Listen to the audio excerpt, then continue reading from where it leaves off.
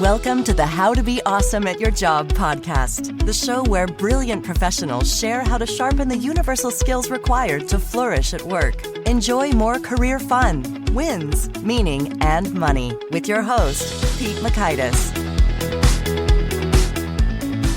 Hello, and welcome to episode 867 with Richard Medcalf. We got Richard back because he's got a boatload of fresh insights associated with how to make time for strategy, stop being so darn busy, and really feel like you're making some traction and having some more peace along the way because you're not crazy busy, overwhelmed all the time. So you'll learn 1, why productivity won't solve busyness.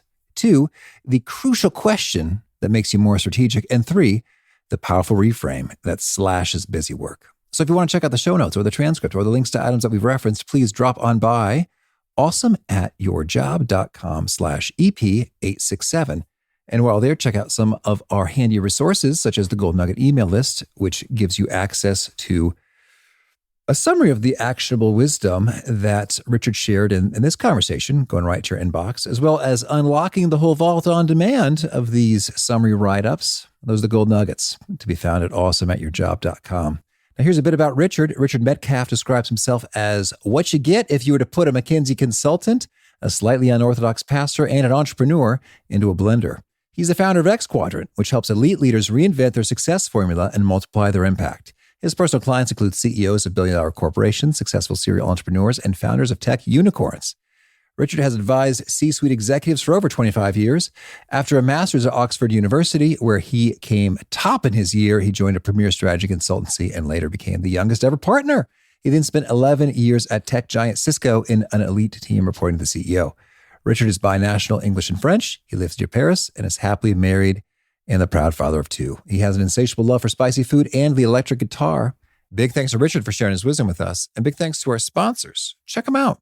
And big thanks to our sponsor, Acorns. Acorns makes it easy to start automatically saving and investing for your future. You don't need a lot of money or expertise to invest with Acorns. In fact, you can get started with just your spare change. Acorns recommends an expert-built portfolio that fits you and your money goals, then automatically invests your money for you. NerdWallet.com, whom I love on these sorts of matters, gives Acorns a whopping 4.7 stars and says, quote, if you want to make the most of your spare change, there's no better place to do that than Acorns. Head to acorns.com/awesome or download the Acorns app to start saving and investing for your future today. And we got a legal disclaimer here. It may not be representative of all clients. Tier 1 compensation provided. Compensation provides an incentive to positively promote Acorns. View important disclosures at acorns.com/awesome. Investing involves risk, including the loss of principal. Please consider your objectives, risk tolerance, and Acorns' fees before investing. Acorns Advisors LLC, Acorns, is an SEC-registered investment advisor. Brokerage services are provided to clients of Acorns by Acorns Securities LLC, member at FINRA/SIPC. For more information, visit acorns.com. One sponsor to check out is Storyworth. Whenever I'm thinking about meaningful Father's Day gifts, Storyworth leaps to mind. Storyworth helps you preserve precious memories and stories from your father for years to come. Each week, Storyworth emails your loved ones a thought-provoking question that you get to help pick, such as, what's the bravest thing you've ever done? I personally love the prompt so much that I have refreshed Storyworth's questions page many times looking for more. Storyworth makes the writing process super quick and easy. All your loved one needs to do is respond to that email with a story, and then you get a quick copy of that. And after a year of this fun, Storyworth compiles your loved one's stories and photos into a beautiful keepsake hardcover book that you'll be able to share and revisit for generations to come. Families love Storyworth so much, they've got 25,000 five-star reviews on Trustpilot and have millions of stories preserved. So give all the fathers in your life a unique, heartfelt gift they'll all cherish for years. Storyworth. Right now, you can save $10 on your first purchase when you go to storyworth.com/awesome. That's storyworth.com/awesome to save $10 on your first purchase.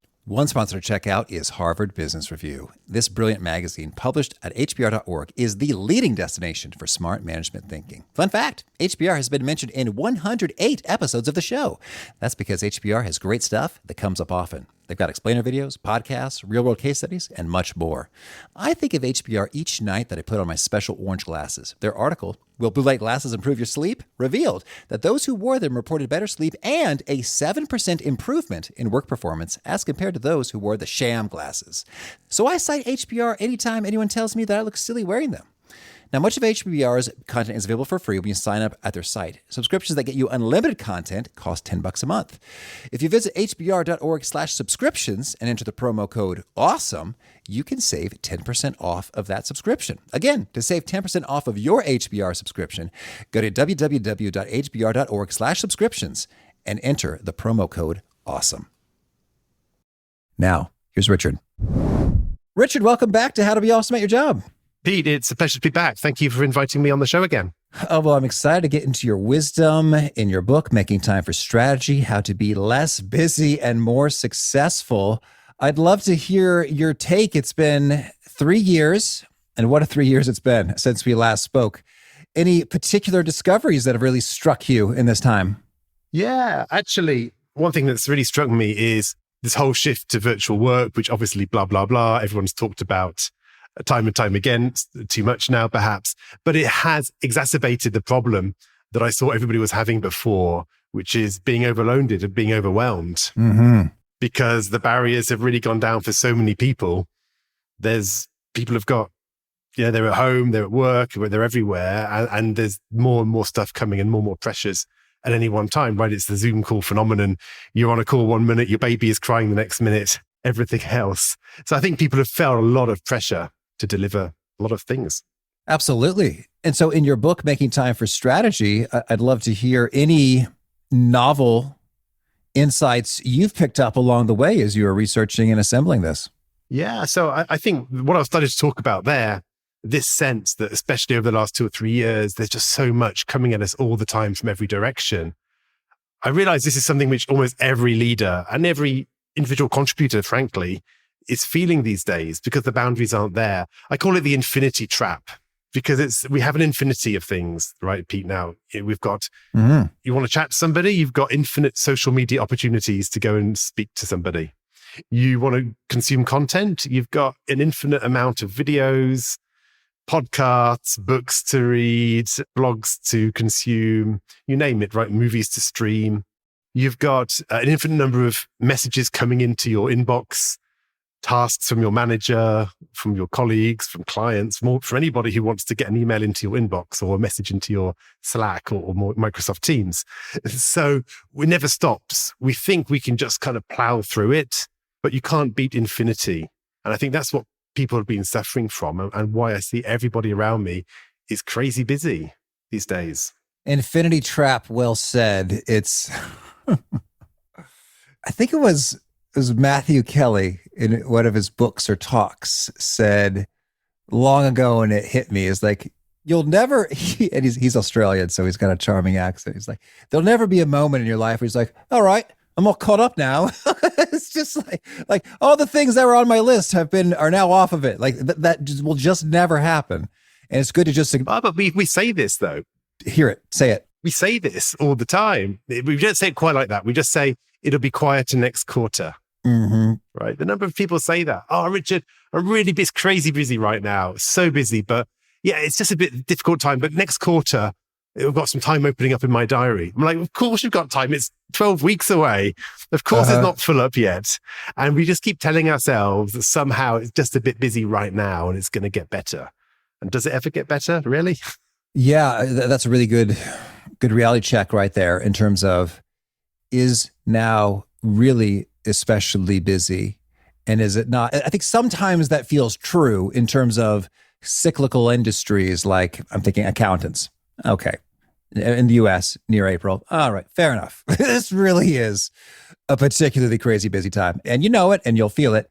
But in more of a typical workflow world, it's sort of just always true that many stakeholders are requesting many things from you. And that's just every day of the year. And when you least expect it, you get, even your accountants or your finance team that you're talking about, they get past the year end and then, now there's an M&A going on. Oh yeah. Now there's an audit, who knows? So I agree there is a cyclical part to business, but actually when we're on the down cycle, there's always other projects that come in. Mm-hmm. So I think we have this, and I like to talk about the perfect day. We often say, it's not the perfect day right now to get started on whatever. So you know what? I've got more important things I need to get to. I know that.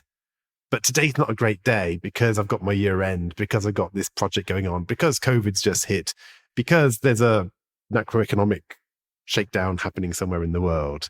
So we kind of keep waiting often. We say, well, I'm really busy right now, but I can't quite sort out that busyness. It's just happening to me. But give me next week, it'll be better, or next month will be better, next quarter will be better.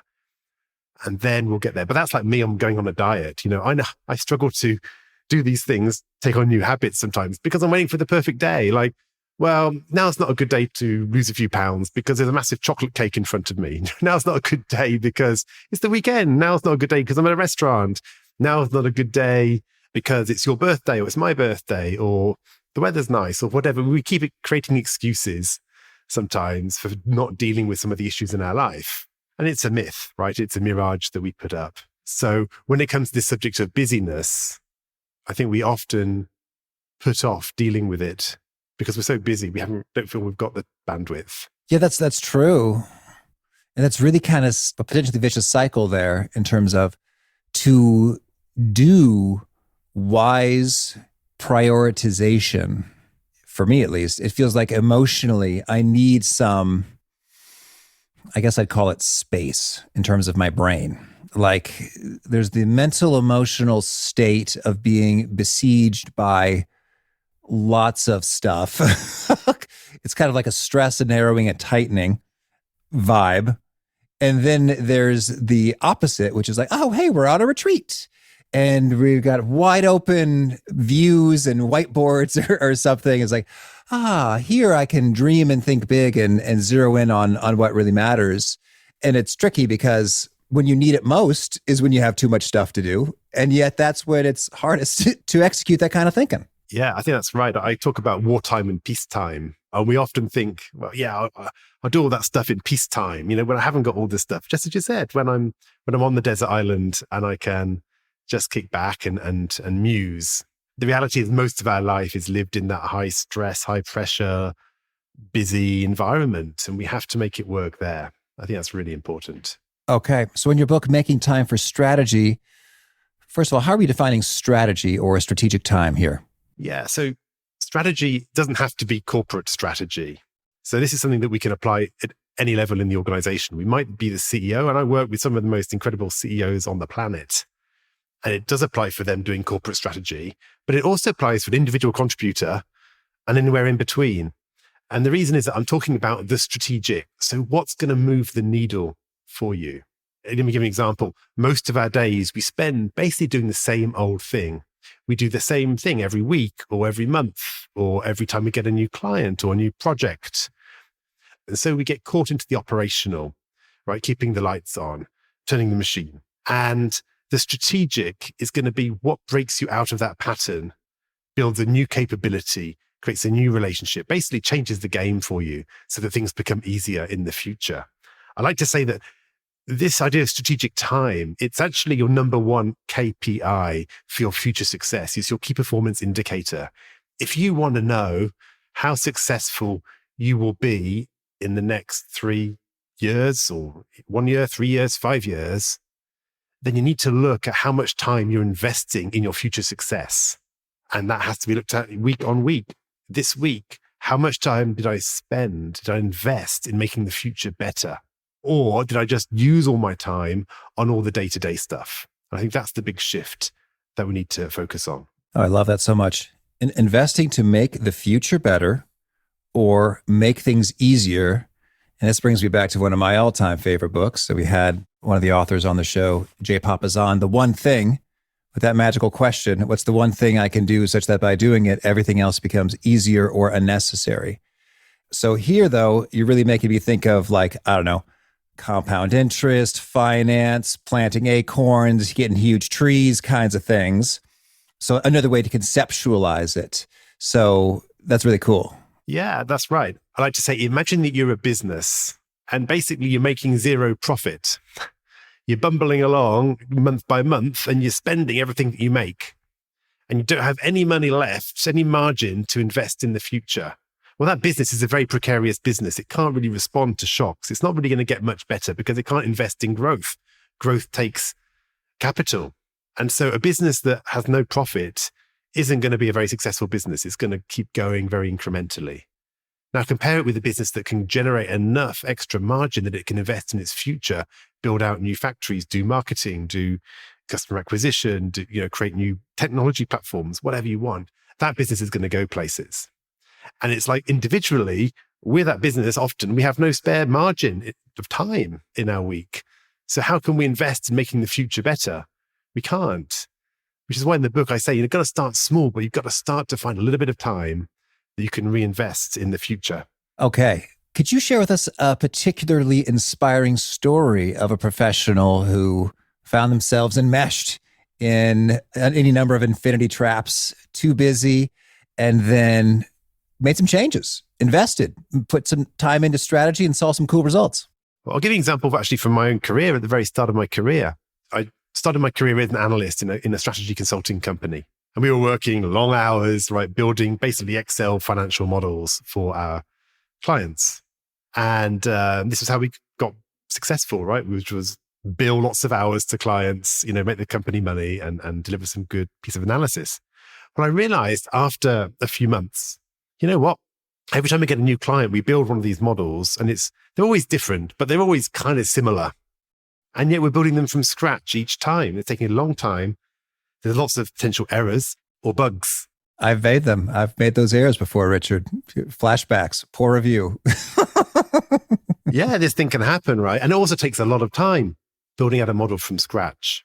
So what I realized is I needed to actually invest in building myself a framework, a template that would allow me to build these models quicker than before. So while my colleagues were doing all their build hours, I took some time off customer billing to work late at night sometimes on building my own template. My colleagues thought I was geeking out, that I was had lost the plot. Richard, what are you doing? That's not how you're going to be successful in our company. You've got to build to clients. Well, for fast forward 2 weeks, I'd built a model which was suddenly allowed me to do in a morning what they were taking in a week to do. No kidding. And it was more beautiful. It was less error prone. It had all the charts built in. It was more flexible. We could do analysis and scenarios and all the rest of it at a fraction of the time. With that time that I freed up, I was then able to invest it in project management, learning how to do business development, sell projects, generally use this time on the next level of activity because I'd already got the base level nailed and systematized. Now, it wasn't just because of this, but I ended up becoming the youngest ever partner in that strategy consulting company.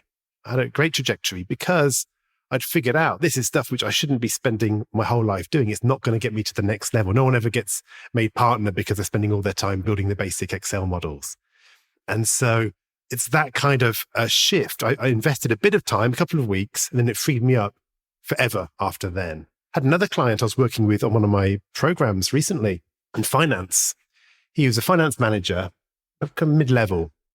And when he came to me, he said, I'm just overloaded. I can't do anything. I'm completely overwhelmed.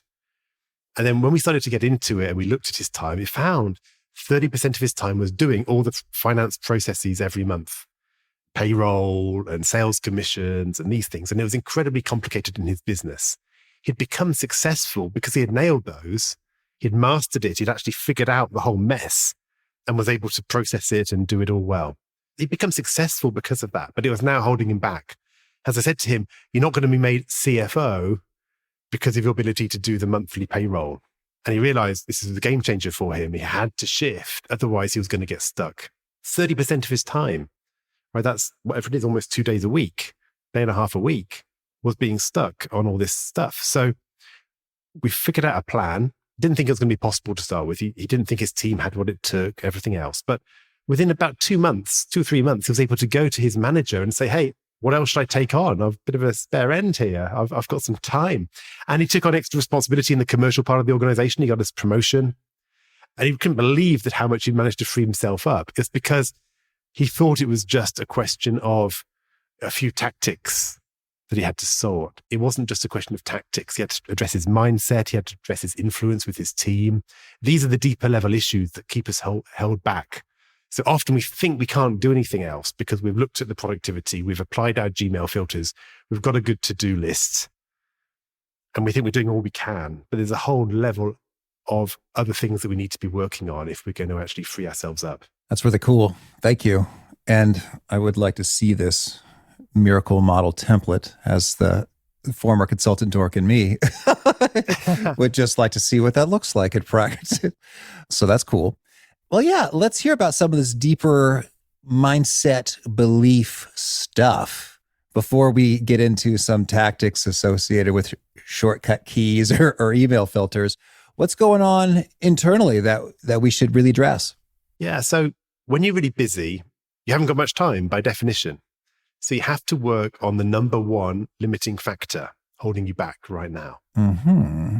And that's really how I've structured the book, because the first part of the book actually talks about what do you actually want to put your time on. Most people, they don't actually know what they want to do if they had a free hour or a free morning or a free week.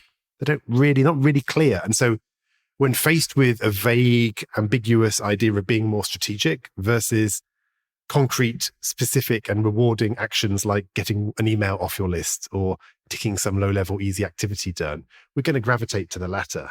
So the first thing is to really get clear on what is your strategic agenda, right? What are the questions you want to be asking yourself, the projects you want to do, if only you had time.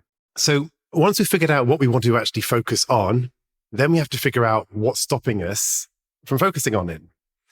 And naturally, we tend to go to tactics. We can tend to say, I need to get a better workflow.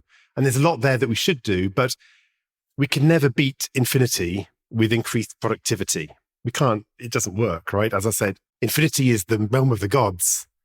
And productivity is a mortal's weapon, right? It's a sword, you can't defeat it.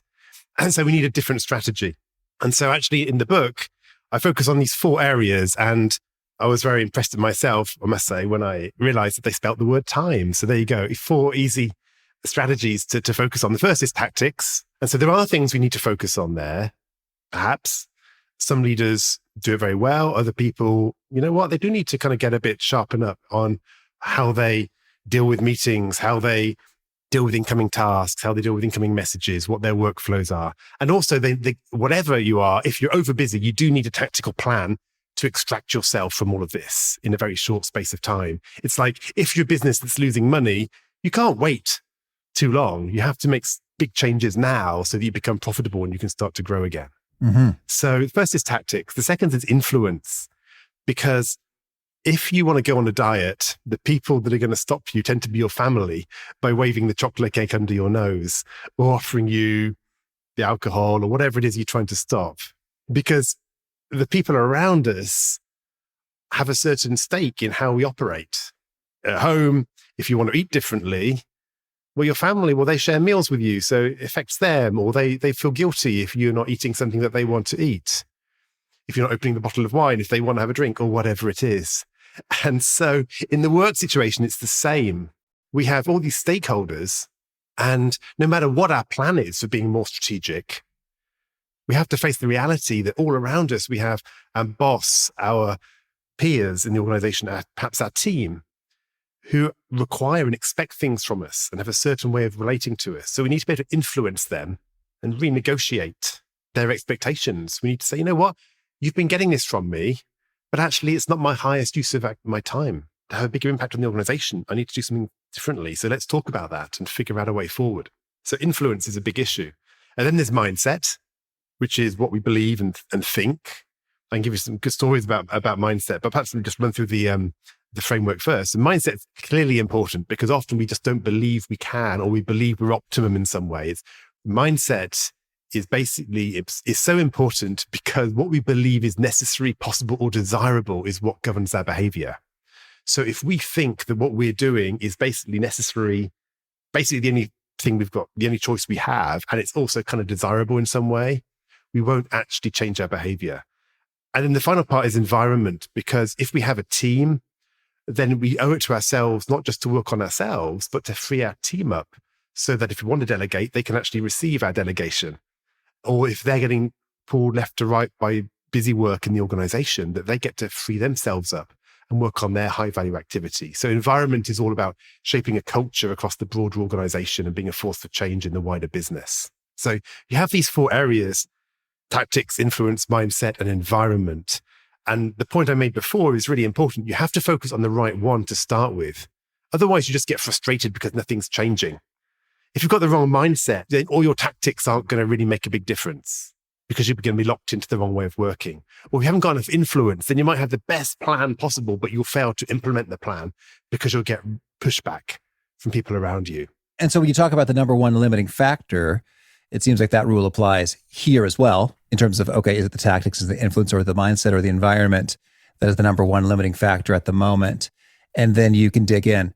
You're right. Really figuring out what the number one limiting factor is really important. So I've actually built a little assessment. I'll drop a link to it later on. Perhaps we can talk about it. But there's about 20 questions. You get a sense of your score on the journey, and you actually can then choose. You actually find out which score do you have in each of these 4 areas. And then you can go, oh, look, it's actually mindset. I need to start on mindset. And so the book is actually written to be non-linear.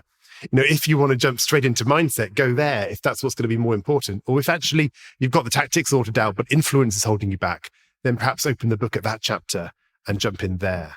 I felt it really important because I don't want to give people another big book to read when they're very busy. I wanted people to be able to jump in and get pretty quick results. Well, I guess this sort of feels like mindset and it kind of feels like tactics, but I'm thinking of a scenario in which, sure, we're overwhelmed by requests and firefighting and all of that. And I think yet at the same time, I think often, speaking at least for myself, there's a thing going on where it's like, maybe it's kind of energy levels are maybe on the mid to low side, motivation levels or focus levels also on the lower side. It's like, I could do that thing, but I kind of don't want to. And there's something else that's more interesting at the moment, even though that thing may well be the most strategically valuable. So how do you think about this challenge here? Because I think in a way, most of us, if we're really honest with ourselves, could probably say, all right, if with a little bit of hustle or staying a little later or pushing back wisely and diplomatically on a couple of things, we could find that hour to do the thing that's high leverage. But then it's hard to actually do. It's like, I found an hour. I just want to sleep or relax. This is me talking with 3 young kids at home.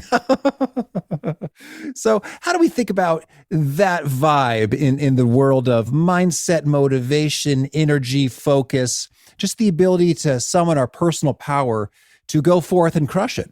Well, probably if you leave it to the end of your day, it's probably not going to be a good point because you're going to go, I'm tired. Yeah. So I think you do need to know when you're energized and make your day a success early. So if you figure out what's that high leverage activity, get it in your diary before all the operational tactics come, all the operational issues come. If you can say, I'm just going to not even be on the radar, not even be on communications activities for the first hour of my day. Imagine what you could do if you did an hour a day. That'd be 5 hours a week on this activity that's going to move the needle. So I think respecting energy, I think that's one place, because then actually the things which fall off that, I need to go home now, or I'm too tired, they'll happen later on in the day. And hopefully those will then be the lower value activities that you end up pushing back or procrastinating on. But I think, Pete, to your point, the first thing I would ask you in that situation isn't so much when in the day are you doing it, though I think it is important for the reason I mentioned. It's more, are you really sold on the value of doing it? Mm-hmm. Are you really sold on the value? Because the first sale is always to ourselves. One of the things I say in the book is that the most important project is the one that no one else is asking for. No one asked me to build that financial model in my consulting company, right? Nobody was asking that finance manager I mentioned to actually delegate the payroll activities and the sales commissions activities. He was doing them fine. But that was his pathway to more impact as it was mine. And so if we're going to do that, we really have to sell ourselves because no one's going to make us do it. That's almost the definition of the strategic is no one's asking us to do it. We're taking the initiative. So we have to really go, is this really important? What's the picture of success? If I don't do this, what's my trajectory going to be like? If I do this, what becomes possible? You need to really understand the stakes. And if it doesn't inspire us, it probably is the wrong project in some ways. So I would start by inspiring ourselves. Yes, that notion, the most important project is the one that no one is asking for. That's heavy. It seems often true. I guess occasionally the most important project might be something someone happens to be asking for. That's my intuition. You can challenge me on that, Richard, if you like. But for the most part, yeah, that really seems to track. Yeah, I'm sure there's examples that you could come up with, of course. But I think often we're being asked for one thing, but often what we need to think about is how am I getting better at getting better? How am I getting more of these opportunities in the future? Or how am I going to do this without burning out or whatever? So there's normally something that isn't being asked in the direct request to us very often. Yeah, that's good. And so then when it comes to mindset, any other kind of critical beliefs that you think we need to face head on and readjust? There's a bunch of them, and I talk about different ones in the book. It's very personal, right? Some of us are people pleasers. If we're people pleasers, we find it's hard to say no. But actually, that's because we've got a tunnel vision. We're just looking at the person in front of us and what they're looking for. And we don't realize that every time we say yes to them, we're saying no to somebody else. So I have an idea of serving stakeholders and not pleasing people. Pleasing people means I'm just going to say whatever makes you feel good in the moment or helps the person opposite. Serving stakeholders means thinking about the bigger picture. What's the highest contribution that I can bring? I'm a big fan of this. Contribution rather than fear, rather than anything else, really. It's like if we figure out how we maximize our contribution, make an impact, I think everything else flows from that. But when we get stuck into perfectionism, people pleasing, over responsiveness, sometimes people get over responsive. They feel they need to be responding to anything that comes their way. But I'd like to say, well, you're an important person. And if I was reaching out to some other important person, like the president or the CEO, well, you wouldn't expect them to drop everything and respond within seconds, would you? In fact, you'd be worried if they did that. You wouldn't respect them more. Yeah. You'd respect them less. And so why do we think that people will respect us more if we respond immediately to everything? Surely we should be focused, strategic leaders working on our big projects, making big things happen and not just waiting around for people to be sending us messages. Now, again, this requires influence. Even with your boss, you can change this, but you have to perhaps go and say, look, I'm working on some big projects that we've agreed are key for our success. To do that, I need some focus time. And to do that, I need to ask, your permission to not reply to all your messages that you're sending me on Slack on a Monday morning between 9 and 11. Is that okay? And either they'll say, yeah, fine, I'm glad you're already focusing, that's great. Or they'll say, no, I can't live without you. And if they say that, then you might say, okay, well, what else could work so that I can differentiate the urgent from the not quite so urgent? Could you perhaps agree to pick up the phone and call me on a Monday morning if you need me, and I'll leave you on my VIP list. But if you send me a message, I'll get back to you at 11 o'clock. So you can start to create agreements with the people around you in order to address these things. But for me, the focus is always on contribution. If we put contribution first, then that provides a lens through which to evaluate all the different activities we're doing. So mindset, it does really, some of us are addicted to just the thrill of action and doing things. Some of us are people pleasers, perfectionists, all these different things. But I think we need to really be honest with ourselves about what are the stories that we're telling ourselves. I'll give you an example. One of my clients got promoted to the C-suite of his company, very big role. And we were working together on some transformational projects that he wanted to roll out. I was helping him on board really onto the C-suite and be a more strategic transformational leader. A few weeks into our engagement, he said, Richard, you've been coaching me for a while now, and this has been great. I've got a problem. I'm stuck in my email too much. And I said, well, okay, how do you want me to help? Richard, give me some tips. Mm-hmm. I said, well, you're paying me too much money as a coach to give you some tips, but you can Google those, but tell me what you really need. And so he started to talk, and I said, okay, so why are you feeling the need to deal with all these emails coming in your way and so quickly, and they're taking so much of your time? He says, well, I want to be trustworthy, reliable, and a team player. I said, well, that makes sense. That makes sense. So I can't help you. What do you mean it can't help me? Well, you've just said you want to be reliable, a team player, and you want to be trustworthy. If I tell you not to do your emails so often or not answer them all, then you're going to be unreliable, not trustworthy, not a team player, right? That's your values. It's your mindset. I can't help you. He said, well, we're stuck then. I said, well, just answer me this. If your CEO was in the room, what would he be asking you for? Oh, he wants those transformational projects. If your investors were in the room, what would they be saying? Oh, yeah, they really want the bottom line benefits. It's going to be big. What about if the team was in the room? Oh, the employees, they're so desperate for more modern workforce experience. Okay. And what about customers? Well, customers wouldn't really know. It's an internal transformation, but it will free up the team to spend more time on customers. That's the whole objective. So I guess the customers would be for that as well. So I said, okay, so what you're telling me is that you're being paid the big bucks as a C-level executive to roll out these transformational projects and everyone wants you to do those. So I'm going to put it to you that you're being untrustworthy, unreliable, and not a team player when you're in your inbox doing the emails. At that moment, he got it, right? He had the aha moment. His mindset shifted. Oh yeah, I have a different role here, right? Being trustworthy and reliable is about me doing the big stuff and not all this little stuff. And so when you get a mindset shift like that, then new possibilities open up. You see, what's desirable, necessary, and possible has just changed for him in that moment. And then he didn't need a tip on how to filter his emails. It wasn't the important thing. That's good. And I think that's super helpful when you get deep down into the core values of a thing and see which pattern of activity best serves those. And it could conceivably be possible that in certain seasons of the work life cycle, those emails are going to be critical to ensuring these transformational projects unfold.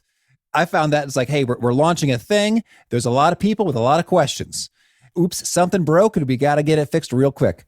And in so doing, that is what enables this transformational project to happen. Yes. But most days, I find that the emails are mostly not all that transformational in my experience. Yeah. So it's back to, what are you trying to achieve? Do you really know what this breakthrough success is going to look like? Right? What's this breakthrough project? And we know that it's quite easy to maintain things in an incremental fashion and get a bit better and a bit better and a bit better, deliver week in, week out, quarter in, quarter out. There's always new stuff going on. There's always things to address. So for me, as I help people, I really think I really help people in two areas. One is from going from being an operational leader to being a strategic leader, which I find happens at the kind of mid to senior levels of an organization where people want to make that shift. And then actually with some of my top clients, they want to move from being more of a strategic leader to being an impact-centric leader, which is actually having a systemic impact beyond the company. But if we look at these shifts, then I think it does start with an understanding that we have to play a different game as a leader. So when you're really good at operations, as probably many people are, they know they're the safe pair of hands, that they're an expert, that they are reliable, that they basically don't mess it up. That's why they've got where they are. And actually, when we become strategic, we have to start focusing on building the new, right? Building new capabilities, forging relationships wider across the organization where we don't have direct control. And that starts to become a bit more risky for people, right? Because it's like, oh, this is a new game I'm playing. I might not be able to win it the same way. And so that's like a big shift for people. And the mindset shift, they have to really go, okay, to be strategic, I'm going to have to be a different sort of leader. And it's a big shift for people. Okay. Well, Richard, tell me, anything else you want to make sure to mention before we shift gears and hear about some of your favorite things? Well, I just say that if people are interested in this topic, the place I would start is by understanding which of the 4 pillars you need to focus on first: tactics, influence, mindset, and environment. To do this, the best way would be to go to my website. You can take the test there. It's about 20 questions. It'll give you a score in those 4 areas. And the best way to get there is to go to xquadrant.com/awesome at your job. And that'll give you all the resources for this. Well, thank you. Cool. Well, now could you share a favorite quote, something you find inspiring? What inspires me is this quote: you don't get what you want, you get who you are. You don't get what you want, you get who you are. It reminds me that the work is always on ourselves. Who are we being in any moment, and not what are we doing? Okay. And could you share a favorite study or experiment or bit of research?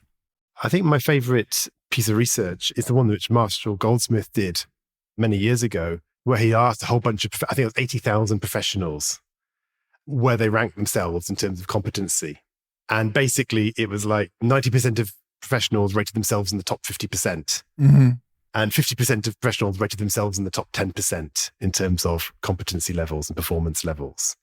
So we have to realize that we have a huge capacity for self-delusion and to think we're doing better than we are, which for me is always a great reminder to try and get data points in how we're doing. Okay. And a favorite book? Yeah, recently, one of the books I've really enjoyed actually is a book called Unreasonable Hospitality. Tells the story of Madison Square Place in New York and how they went above and beyond normal restaurant levels of service, going from basically a 3-star mediocre restaurant to the #1 restaurant in the world by obsessing on customer experience, by doing absolutely crazy things, very unique one-off, based on individual guests coming in. They would Google their guests before they arrived. They would listen in, they would try to find things to surprise and delight. It's something which I try to integrate into my business. It's an ongoing journey, but I find that was a very inspiring story. And a favorite tool, something you use to be awesome at your job? I run pretty much most of my business these days on ClickUp, which I have found to have taken out a lot of the complexity and chaos in my business. So I must admit that's a tool which I use all the time. Okay. And a favorite habit, something you do that helps you be awesome at your job? My favorite habit is probably meditation at this point. I've struggled with that for years, on and off. I've found just getting the Headspace app and just doing 10 to 15 minutes a day at the start of my day has really helped me become calmer and more focused as I head into each day. And is there a key nugget you share that really seems to connect and resonate with folks? They quote it back to you often? Yeah, well, I actually have a little snail on my desk, a little pewter snail, because my favorite quote is, you got to slow down to speed up. Or as the racing car world will say it, you got to go slow to go smooth and smooth to go fast. And what that means for me is when we slow down our thinking to think about what's really important in this moment, then we put our focus on more important things than when we're rushing along, just trying to get through our to-do list. Okay. And if folks want to learn more or get in touch, where would you point them? Find me on LinkedIn. I try to write a daily post there, a value-added post around impact, leadership, and being strategic. My website is xquadrant.com. And as I said, if you go to xquadrant.com/awesome at your job, you'll find a link to the book, Making Time for Strategy, and all the details of that. You'll find a link to the assessment I mentioned before, as well as a few other goodies there.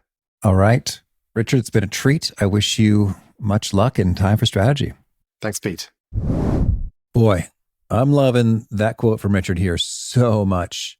The most important project is the one that no one else is asking for. And sure, we could find counterexamples in which that principle is not always 100% true all of the time. But by golly, it is a fantastic shortcut that is so true a whole lot of the time for a couple of built-in reasons. One, no one else is asking for it, maybe because they're not aware it needs to be done. Two, no one else is asking for it because they're overwhelmed and freaked out and don't want to touch it. Three, no one else is asking for it because they're not interested in it. It doesn't align to their strengths and passions. And so for those reasons, you have a unique vantage point when no one else is asking for a thing, and you can go in and grab that and make some cool stuff happen. And what I also love about it is that it directly challenges the knee-jerk reaction to respond to whatever people are asking for from you right now, whatever's latest and loudest, as David Allen would said. So, powerful reminder that indeed the most important project may well be the one that no one else is asking for, even though you may feel the tug to do everything else but that, because everyone else is asking for the other things. Good stuff from Richard. Again, the show notes, the transcript, and the links to items that we've referenced are at awesomeatyourjob.com/EP867. Hope to catch you next time, and peace. Thanks for listening. To get the most out of the show, we recommend 2 key things. First, check out the extra resources at awesomeatyourjob.com. You can find this episode's transcript and links, as well as the perfect episode for your situation. You can search the full-text transcripts of hundreds of episodes or explore episodes tagged by topic and competency covered. Second, subscribe to the podcast and get future episodes automatically. You can subscribe by telling Siri and several other smartphones and speakers, subscribe to the How to Be Awesome at Your Job podcast, or by tapping subscribe in your podcast player of choice. If you'd like some extra help figuring out podcasts and how subscriptions work, visit awesomeatyourjob.com/subscribe for guidance. Hope to catch you on the next episode of How to Be Awesome at Your Job.